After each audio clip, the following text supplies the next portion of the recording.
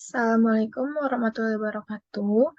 Selamat siang, Bapak Beni, selaku dosen pengampu mata kuliah Manajemen Sumber Daya Manusia dan teman-teman sekalian.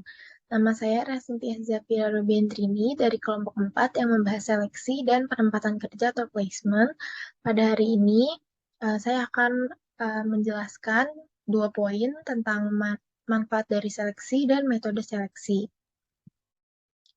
Jadi yang pertama ada manfaat seleksi. Seleksi sendiri merupakan fungsi-fungsi dari manajemen sumber daya manusia yang memiliki peranan strategis dalam menyediakan dan mempersiapkan sumber daya manusia yang sesuai dengan kebutuhan pekerjaan, di mana yang telah ditetapkan dalam analisis pekerjaan, khususnya deskripsi dan spesifikasi. Hal ini menunjukkan bahwa kegiatan rekrutmen dan seleksi itu harus didasarkan oleh suatu kebutuhan yang dimiliki oleh organisasi atau perusahaan, baik dari segi fisik maupun kemampuan dan juga keterampilan. Pelaksanaan kegiatan ini akan mencegah adanya surplus pegawai jika dilakukan sesuai dengan prinsip-prinsip manajemen yang baik. Kemudian ada metode seleksi. Yang pertama ada wawancara. Wawancara dalam seleksi merupakan metode yang paling sering digunakan pada organisasi. Ada ratusan kajian yang telah menelaah keefektivitasan dari metode wawancara seleksi.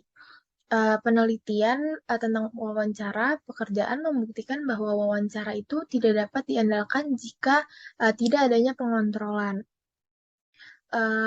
Keabsahan dari wawancara ini rendah karena data pribadi yang diberikan itu belum tentu benar. Dan kekurangan dari metode ini adalah memakan banyak biaya karena perusahaan harus menyewa seseorang untuk mewawancarai calon pelamar.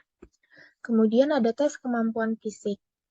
Pada dunia pekerjaan, banyak bidang pekerjaan yang menuntut dan memerlukan kemampuan fisik atau psikomotorik tertentu. Nah, tes kemampuan fisik ini mungkin penting tidak hanya untuk memperkirakan kinerja dari seseorang, tetapi juga memperkirakan cedera-cedera yang tidak terduga yang akan terjadi di tempat kerja dan penyandang disabilitas. Ada 7 golongan pada tes bidang ini. Yang pertama ada ketegangan otot, kekuatan otot, ketahanan jantung dan pembuluh darah, kelenturan, keseimbangan, dan juga koordinasi.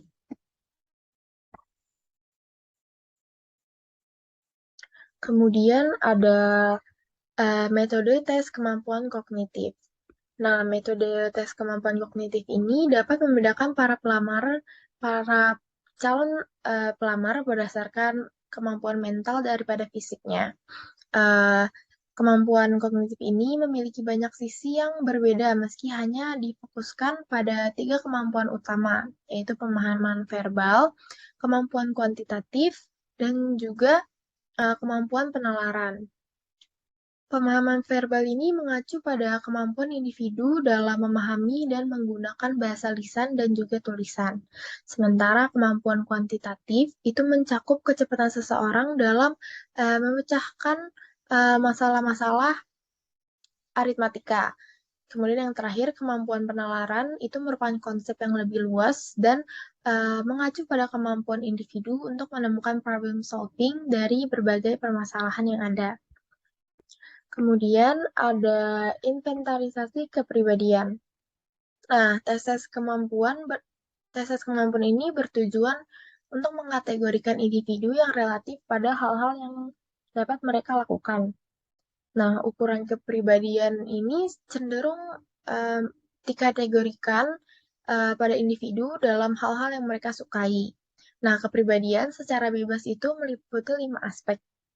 Yang pertama ada keterbukaan, penyesuaian diri, keramahan, kerajinan, dan yang terakhir keingintahuan. Nah, meskipun dapat ditemukan ukuran yang dapat dipercaya, ukuran yang tersedia secara komersial dari sifat tersebut, validitas dan juga generalisasi merupakan perpaduan yang terbaik. Kemudian ada sampel-sampel pekerjaan. Nah, metode ini memiliki tujuan untuk menirukan pekerjaan dalam konteks sebelum perekrutan agar dapat diamati cara pelamar dalam menjalankan pekerjaan tiruan. Nah, tingkat ketepatan sampel-sampel pekerjaan ini bisa sangat bervariasi. Nah, di beberapa kasus, para pelamar menanggapi serangkaian studi kasus hipotesis yang baku, serta permainan peran tentang cara mereka akan menanggapi situasi-situasi tertentu.